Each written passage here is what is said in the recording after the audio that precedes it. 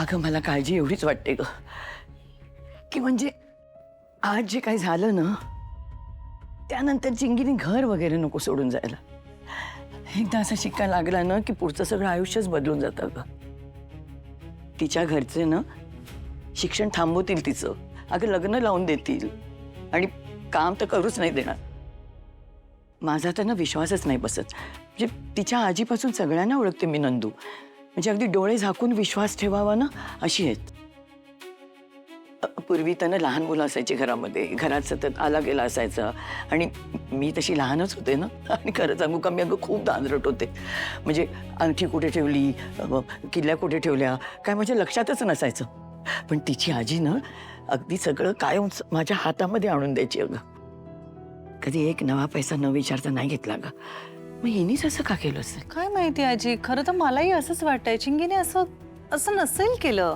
स्वतःच्या तोंडून कबूल केलं ना तिने.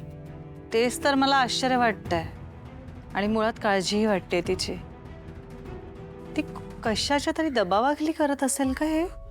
कसल्या? तेच तर कळत नाहीये. एकदा ना शांतपणे तिच्याशी बोलायला हवंय. माणसाचं मन न गूढ असतं नंदू. म्हणजे कधी त्याच्या मनात काय येईल ना ते नाही सांगता येत. तरी ना मला चिंगीने हे असं काही केलं असेल पटतच नाहीये. आजी मला सांगा, लॉकरची किल्ली तर गेले काही दिवस तुमच्याचकडे आहे ना? हो. नक्की? पण म्हणजे असं काही वेळ ती तुमच्याकडे नाहीये किल्ली, असं काही झालंय का? नाही ग, माझ्याकडेच होती. म्हणजे मी घरातच होते, बाहेर नाही गेले कुठे मी. पण मग तुम्ही शेवटचा लॉकर कधी उघडला होतात? लक्षात नाही ग माझ्या आता. अगं पण सांगू का, ही पिंट्याची जी चेन आहे ना ती माझ्याकडे नसतेच. म्हणजे बरेचदा त्याच्याकडेच असते. तो घालतो कधीतरी मधून मधून घरामध्ये, असं काही सण असला किंवा कुठे जायचं असलं तर. पण ही एकच सोन्याची अशी गोष्ट आहे की जी तो स्वतःहून कधीतरी घालतो. त्याच्यामुळे असली तरी ती त्याच्या कपाटात तरी असेल, नाही तर मग तो जसं मगाशी म्हणाला ना चुकून कधीतरी त्याच्या ऑफिसमध्ये वगैरे राहिली असेल ग. तसंच असेल मी म्हणते. चेन ऑफिसमध्येच असेल. चिंगी रडू नकोस ना. हे बघ, दादाची ती चेन तुझ्या हाती कशी लागली हे आपण सांगितलं नाही ना तर कोणाला काहीच कळणार नाही. पण मग आपण सगळं खरं कधी सांगायचं? आपण कशाला? मी सांगेन. मी सांगणार चिंगी. तू एक काम करतेस का?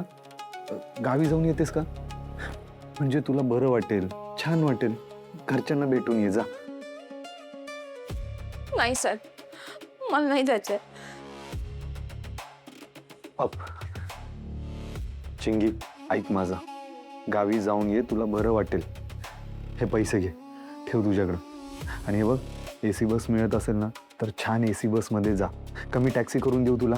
हे बघ, मी प्रॉमिस करतो, तू जेव्हा परत येशील ना घरातले लोक हे सगळे विसरलेले असतील आणि मग तुला परत कामावर घेतील.